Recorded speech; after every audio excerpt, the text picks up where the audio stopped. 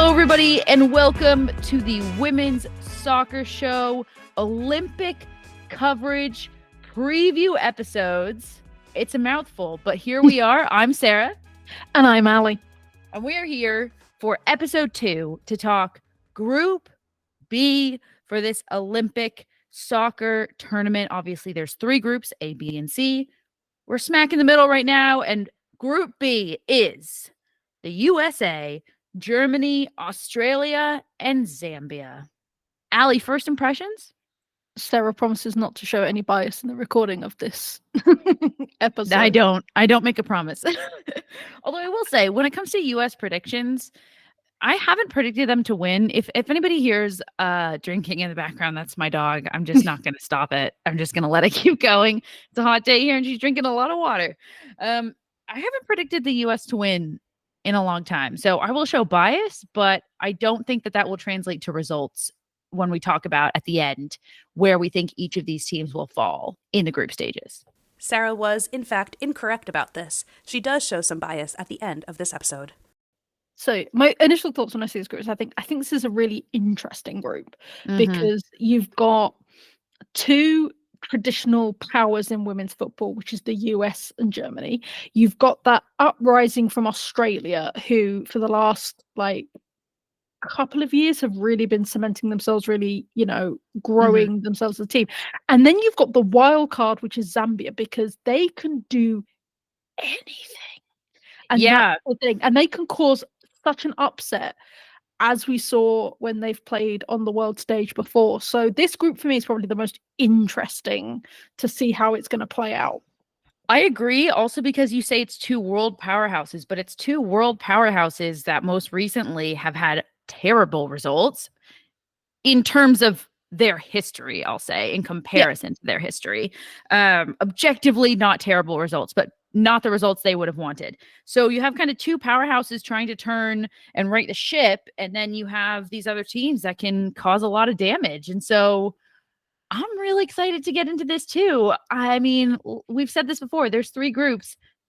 Every single group is going to be wildly interesting, but let's do it. Let's get into it. First and foremost, we're going to kick it off with the US. We got to kick it off with the United States of America. I didn't choose the running order, ladies and gentlemen, and all of us in between.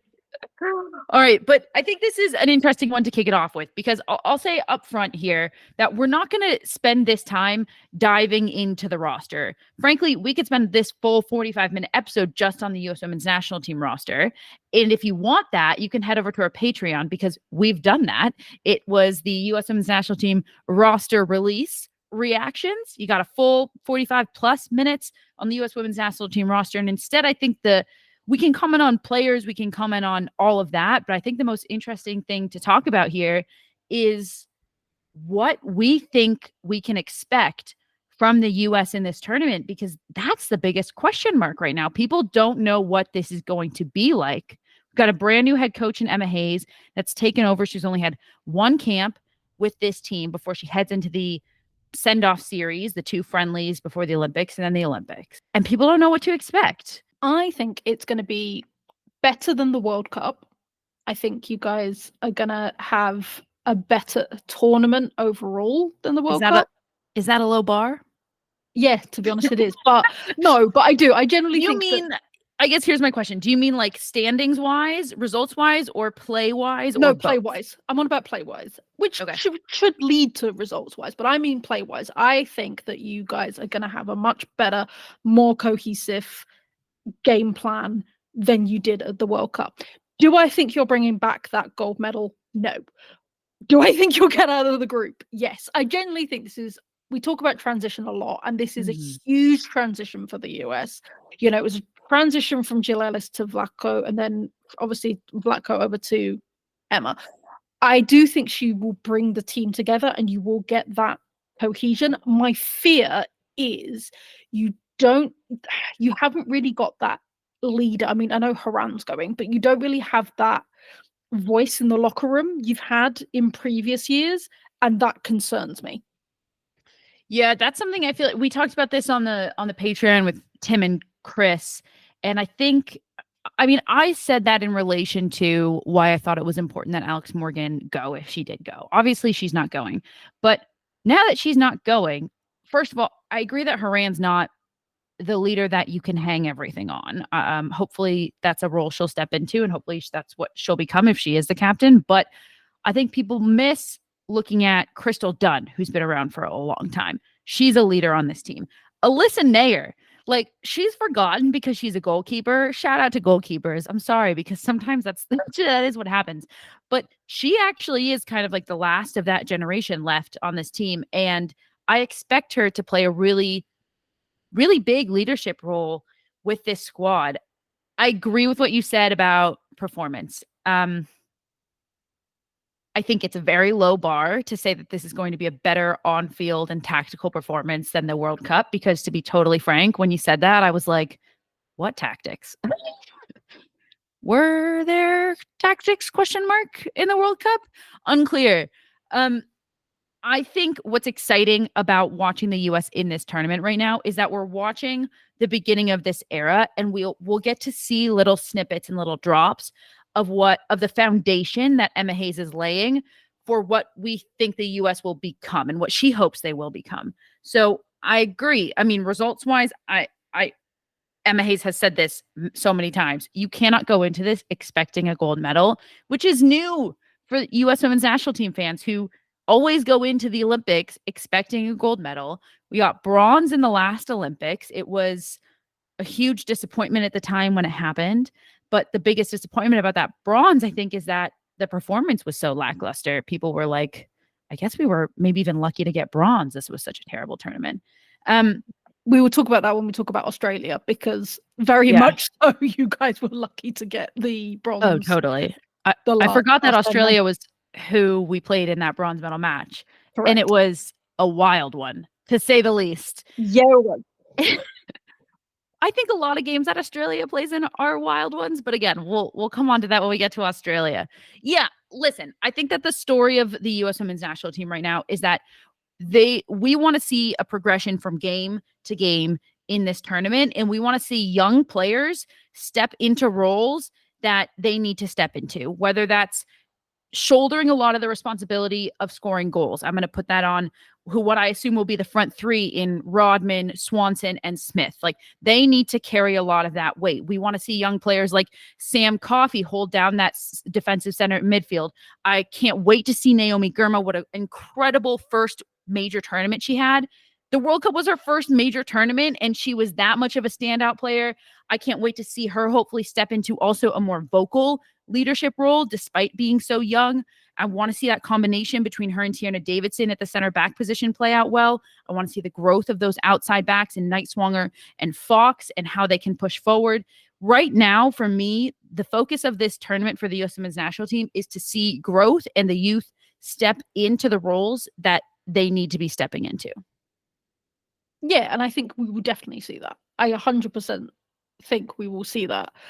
I think the problem is, and it's been a thing for the US for a long time, is that your dips didn't last very long. So you had transition periods, from like the 99ers through to like now, and there's been dips here and there. We all talk about we talk 99, about right? 99 to 2015 was a dip, if you will. Yeah and no. Like you guys still did quite well. You just had a bit of a bit. We just didn't win the World Cup. We didn't win an Olympic gold. You just didn't win the World Cup. And people seem to have forgotten that. Oh, and I just think that's the biggest problem. And that's not with the team. That's with the people around the team. Is that people seem to forget that every time you transition, there's a transition period, and it's not going to instantly be better. But I do think we're going to see a great performance out of the US. I think in terms of gameplay and tactics, it's going to be a Emma Hayes masterclass, but there's still going to be teething. I totally agree. And I think we've said that for years now, is there are historically, not just with the U.S. women's national team, but always across any team, there has to be a transition period. And granted, I think you said it well, this is probably the roughest one that the U.S. has maybe ever gone through in the history of the program, but that has still happened. I point to winning the World Cup in 2015 and immediately getting knocked out in the following Olympics. in the round of 16 by Sweden, the worst Olympics finish that the US has ever had. Some might think it was that bronze because it felt so bad, but it wasn't. We got knocked out of the Olympics in Rio by Sweden. And that 3 years was a massive overhaul of the U.S. women's national team. If you look at who won the World Cup in 2015 and who won in 2019, huge overhaul. That's when Sam Mewis, Rose Lavelle, Lindsey Horan, that whole era of players got ushered in between that Olympic Games and that World Cup. So yes, this is also a transition. Is it probably the longest years-wise and the toughest the U.S. has ever seen? Yes, but it's also coming off probably the biggest winning streak the U.S. had ever seen. So it had to happen. And I do think it's important. I think people are probably annoyed at hearing, hey, it can't be about the results this time. It can't be. It really can't be. It has to be focused on the play. Results will come. I'm really excited. I'll put an end to this by saying this is the most hopeful. I'm always excited to watch the U.S. in a tournament. I can't say this is the most excited I've been. This is the most hopeful and not scared I have been to see a U.S. women's national team play in a major tournament since 2019. Over now to the second team in the group, which is another household powerhouse, historically championy team, which is Germany. I'm excited by this one because I'm going to say it out there. As with the US, I don't know what Germany's going to turn up. It's fun. And that's the problem. Yep. And you know what's really also, I'm going to throw in, because we already dropped episode 1. What's really fun about this tournament so far is that as we're previewing the groups, it feels like all of the quote powerhouses are complete question marks as to who is going to turn up. We talked about Group A, France, technically a powerhouse. No idea who's going to turn up, what France will turn up. And then again, USA, Germany. Yeah. Based on recent results, it could be one of many things for Germany. So let's get into it. Yeah, no, absolutely. So if we cast our mind back to the last Euros, they became finalists, beaten by England in the final game. But to be honest, they were the favourites going into that, and the way they played was fantastic. And we thought we would get in that Germany of old. And then the World Cup happened. Yeah. As to many teams, it seemed, this World Cup, they came in quite strong with the 6-0 win against Morocco, and we're like, yep, that's it, Germany, they've done it. Yep. Yeah, and I mean, they were in Group H, and this was the one group that we were like, I don't think there's a debate here. Germany will go number 1. Exactly. And then they lost to Colombia in a very intense game, and then drew with South Korea because of goal difference. That was it. That was them out at the group stages, which had never happened in their history. They'd always qualified. I will never stop reminding you and everybody else of the fact that I was on a plane to Australia, couldn't see the games, landed, opened my phone, and was like, what has happened? Oh my God. And you and Tim, shout out to you and Tim, who talked all about it in that episode. But yeah, a flame out. There's no other way to say it. Germany flamed out. It was a poor performance for them as compared to what was expected. I mean, they were favorites to be contenders for the World Cup trophy. I mean, this is a team that is, when you look at their roster, a team that could beat anybody on any given day. And I think before we get onto previewing them for this tournament, we have to talk about what has happened in the head coaching role since that flame out and the rotating head coaches, because the head coach that took them to the World Cup had been with them for a while. She was hired in 2018. Martina, I'm going to butcher this, Vos Tecklenburg. I'm going to just call her Martina because Vos Tecklenburg is hard for me right now. She became the head coach in 2018, and she was fired after their group stage exit in 2023. Her resume before then, in 2019, Germany were eliminated. Or sorry, did I say 2019? Yeah. In 2019, Germany were eliminated in the quarterfinals from the World Cup by Sweden. They lost 2-1 there, so they didn't make the 2020 Olympics in Tokyo. We'll come on to that in a moment Allie just alluded to their 2022 Euros appearance. They made the final. They lost to England, of course, but a strong Euros performance, which is why we expected so much of them the following year in the World Cup. And of course, they flamed out. She was fired immediately after the World Cup. She went on sick leave and just didn't really show her face after the World Cup. And star midfielder Lena Oberdorf made the news with some comments about how Martina handled the post-tournament debrief. Oberdorf said, "It raised a few question marks for me." She said, quote, "I would have wished for something different. For example, we could first clarify what happened at the World Cup, and then she could go on vacation."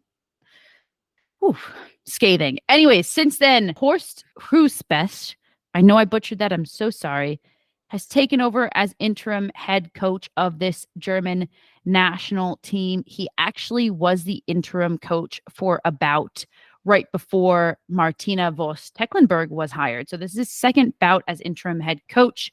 Germany Football Federation, the DFB, actually have hired a brand new head coach for this team, but he is set to take over for the squad after the Olympics. So they will be under the managerial powers of Horst Hrubesch. I'm so sorry about this pronunciation.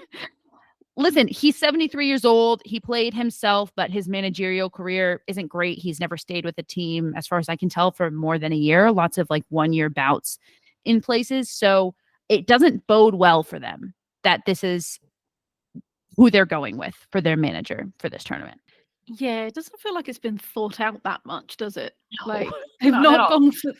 gone for the long-term option, have they? Absolutely not. They were like, you were the interim head coach before. Come on again. Oh, we're going to hire somebody new, but I think whatever. You can just start after this major tournament. Who cares? I don't understand it. If you can bring in your head coach to be with these young players, because Germany is a very young squad, we'll come on to that too, for this tournament, then why not? But nevertheless, that's not what they've done. And why don't you take us into players?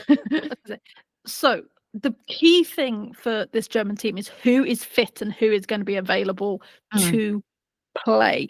As we have mentioned, the roster has not dropped yet, so we don't know who is going to be there. But there are a few players that, having seen in recent selections, are likely to be there.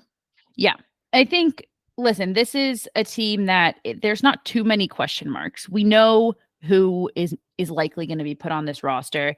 For me, the question mark around this team is that this is a really young team with a lot of young talent. And that's part of why Germany is so terrifying, is because their youth are good, very, very good.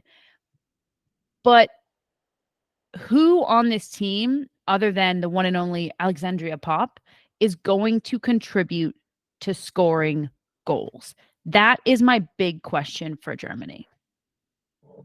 Yeah, no, absolutely. And we've seen how well they fare when she's not playing it. Because it sounds really cliche to say, but she is one to just hop up in the box and get, hey, see what I did there? Hey. And get her head on the ball and the long crosses, and she is their talisman, as it was. Yeah. So it will be interesting. I think she'll go. Like, if she's fit, she's there, but it will be interesting. It's hard to not bring a goal scorer like her. And I also add a cliche that, I think what she brings is more than just numbers. When she's on the field, it feels like Germany can score at any point, and it feels like they know that they can score at any point. And it's kind of similar. We used to talk about Australia in the sense where it was like they need to have players that they can rely on other than Sam Kerr to put the ball in the back of the net. And that's kind of where Germany's at right now. There's a lot of youth on this team and a lot of young talent, but they haven't been able to carry that weight when Popp isn't around. So for me, that is where that weight will fall. I think the young Clara Buell needs to contribute. She's a forward for Bayern Munich, 23 years old. She needs to start contributing more to this goal scoring end of the German national team. Julie Brand needs to. She's only 21 years old. I mean, the youth is just everywhere. Lena Oberdorf, we've been saying her name for I don't even know how many years now. She is 22 years old only. She holds down the middle of this fort. And I'll add on that 2 players who were unavailable for the World Cup selection because of injury were Lena Dahlmann and Gwyn, who's 25 years old. They are back. That's a big deal, a big addition for Germany. Look, this team has the ability to do anything. It's all of that youth I just mentioned, plus Alexandria Popp, the goal scorer at that center forward position, and then the center back pairing that's been together for a very long time, since the Euros or even before, and in Hendrick and Hegering. They're both at the end of their career, but they will be anchoring this team. There'll be a veteran leadership presence among the youth. That when you draw up a team, this is what you want, right? You want the veterans mixed with the youth and the talent that their young stars are bringing. It's just a matter of if they can bring it all together.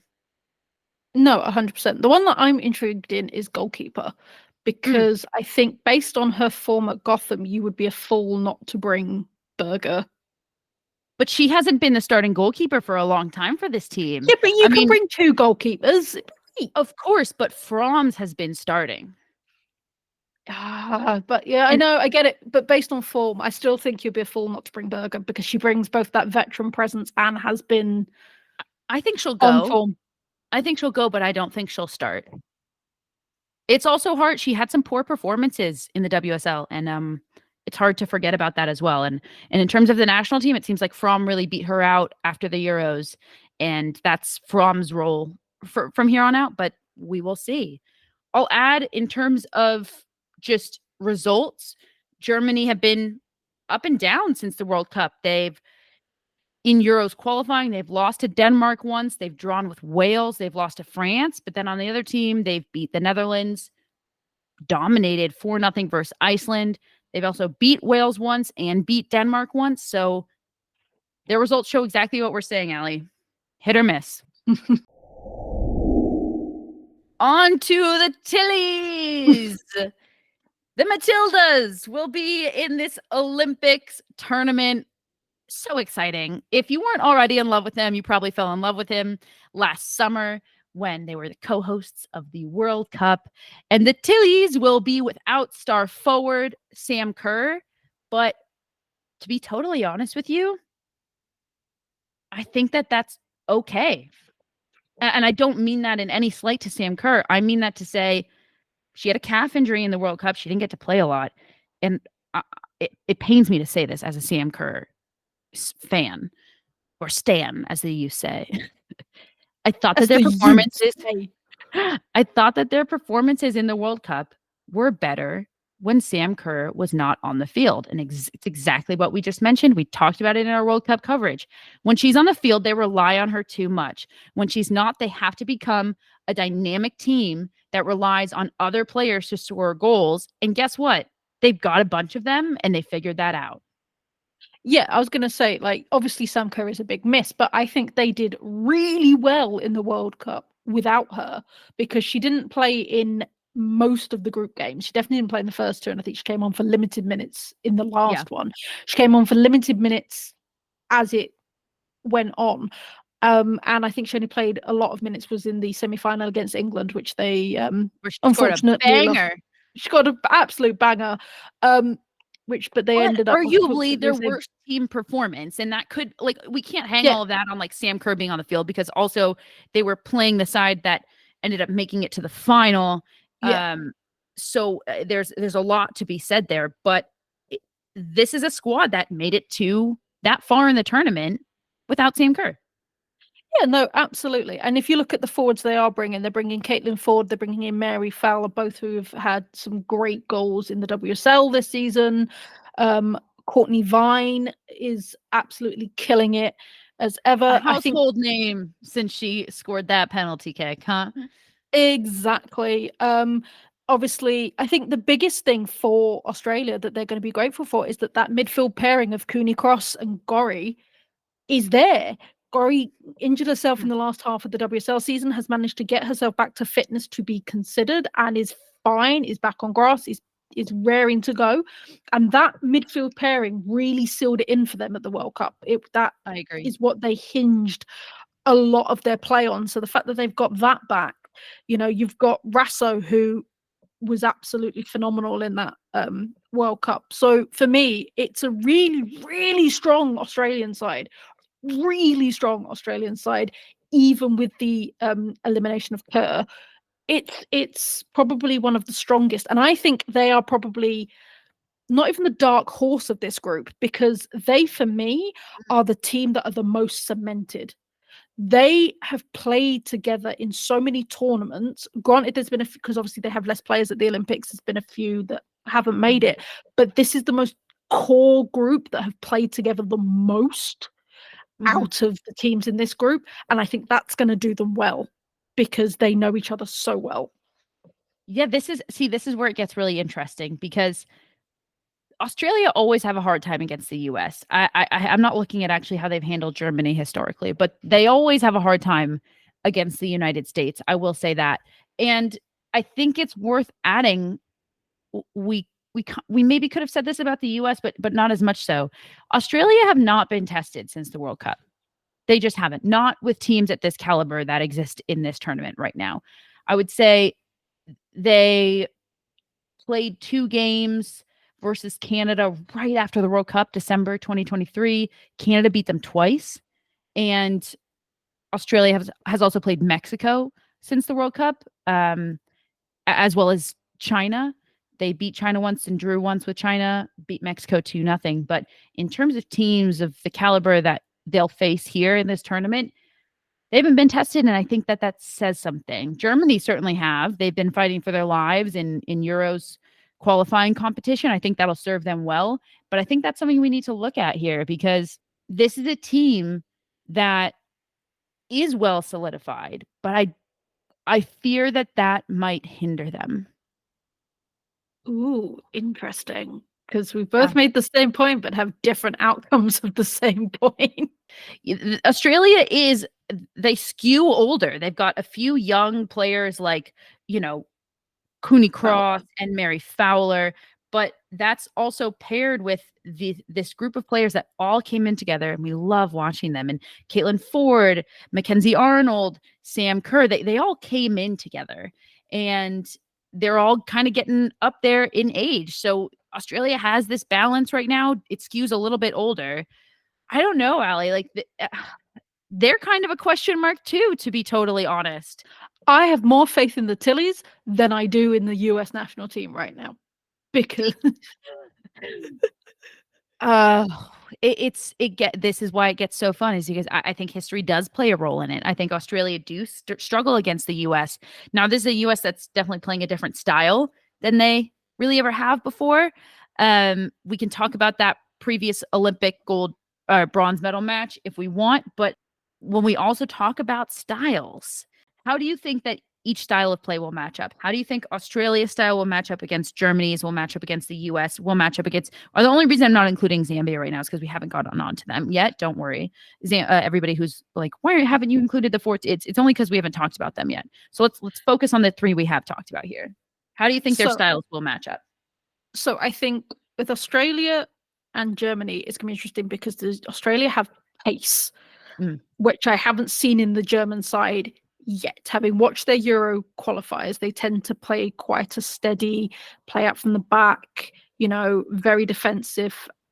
And then you ping the ball forward and you've got players that can get onto it. Normally it's pop, but they've got players that can get onto it. Whereas Australia have really, really pacey forwards, in Fowler, you see Rasso getting forward, you see Ford getting forward, you see, Vine getting up there.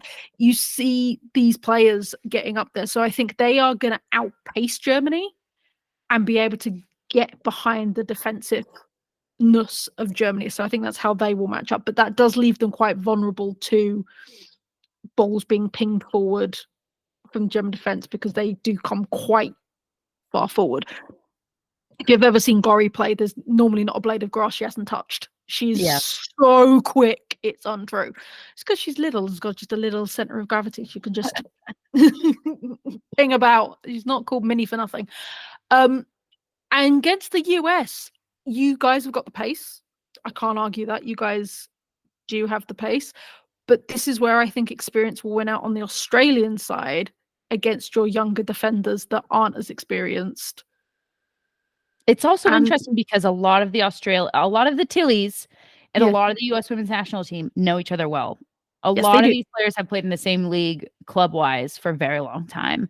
So, hey, I'm very excited. Put it this way, Australia have what you guys don't have, which is a solid midfield. And I'll leave it on that. I was actually about to say something about the center midfields. Maybe I'll just add this on. I'll close on that too. The center midfields of this group are going to be very interesting to watch because, of course, we have Lena Oberdorf and that spine of the German team that should be so organized and difficult to work around. And now Australia suddenly is known as a team where you have those two holding center mids that are really hard to work around. And then you have the US, which historically has been that team, but now maybe some question marks around the middle of the field. However, threatening pace up top. We'll see. And then the final team of this group is Zambia, our copper queens that stole so many hearts on the national stage.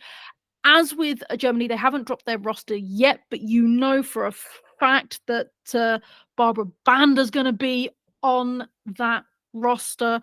You know, they are such a wonderful... They are the dark horse. They are the ones that can cause such an upset, and that's what makes them so exciting. Rachel Kundananji, I would expect also her name to grace that roster. I'll say, just because we mentioned both of their names, look, there was a big storyline in the lead up to the last Olympics that neither of those players were actually allowed to play in the qualifying for Zambia because it was deemed that their testosterone levels were too high to be considered a, quote, woman. That makes my blood boil to even say that.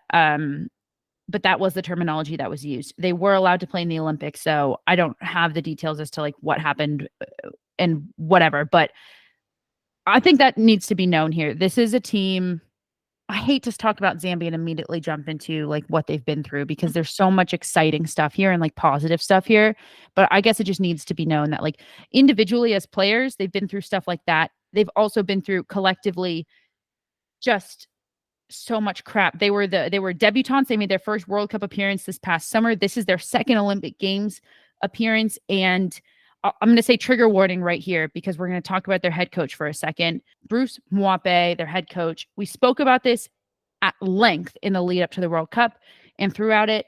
He is still their head coach. He's been accused of, again, trigger warning, sexual assault and misconduct. There's an article on it that is just like scathing, horrifying, really hard to read. And of course, this is a team that there's been a storyline building for many months that they may or may not be allowed to participate in this Olympic Games.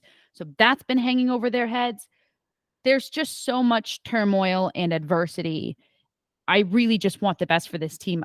If the US don't advance and Zambia ends up advancing instead, I honestly think that I'll be okay with that because this team deserves so much more because the talent they have on this roster, they can do so much. And with just some baseline fair treatment and correct investment, they could be such a powerhouse. Yeah, and they've got such a fight to them. So to qualify, they had to be the favourites to qualify, which was Morocco. And they went down 2-1 in the first leg of that qualifier, turned it around and ended up beating them 3-2. So they are a phenomenal side. They've got such a spirit to them. And this is why they are dangerous. They are going to cause an upset. I can see it because... again, they've got this physicality that a lot of teams aren't used to.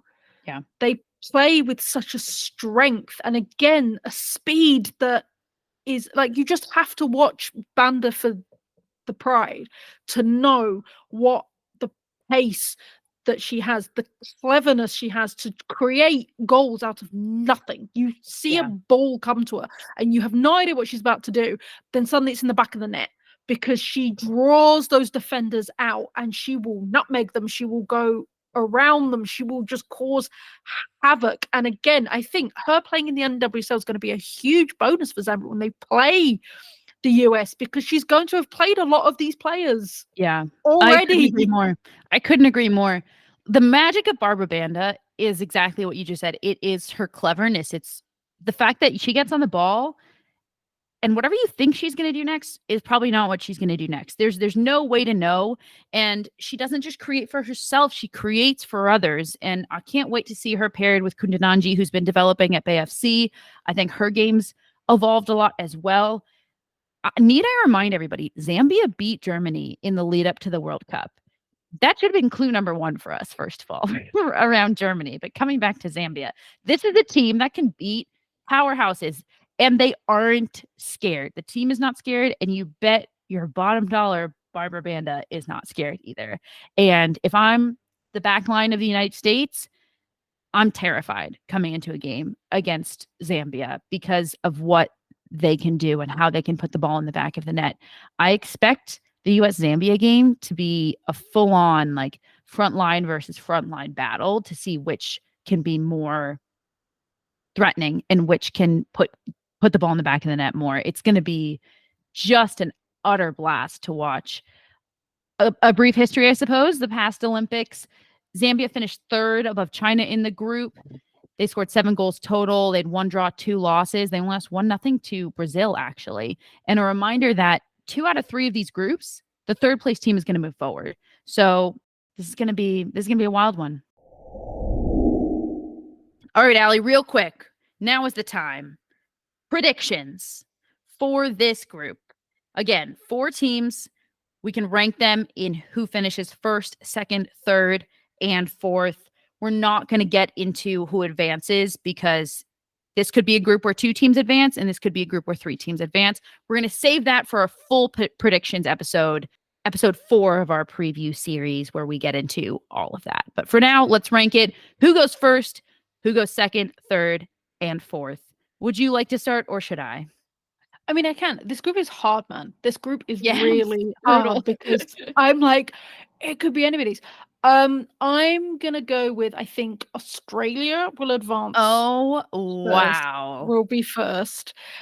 I'm sticking by that's what I said bold, about, right? Like, you have to admit that's kind of bold to do. It is bold. And just like when I backed Iceland backing Australia.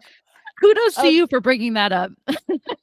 So I think Australia will be first. I think it's going to be a fight between Germany and the US who goes second. I think it's very dependent on which team turns up on which day. And unfortunately, I do think Zambia will be fourth, but I do think they're going to cause an upset with goals scored and everything else in terms of how the rest of the table will play out. Listen, I'm so torn right now. Because as I said, this is the most hopeful I've been for the U.S. women's national team in a long time. And so it's hard for me to not look at these games and think, hey, we could beat that team. We could beat that team.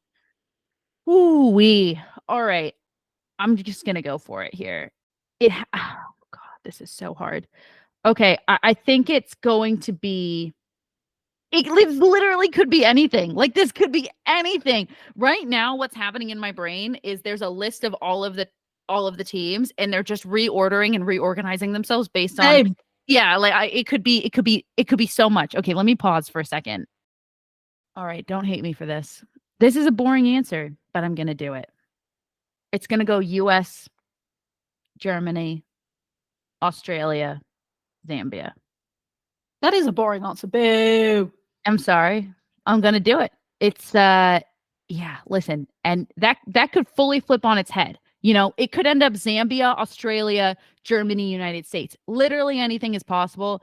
But I suppose the reason I say that is because as great of threats as Zambia has, to do that 3 games in a row, I think is really hard for them right now, because this is a tournament where you play every 3rd day and your bench matters a lot. This is when you need all 18 players, and usually the team that wins is the team that has the strongest 18, not the strongest 11.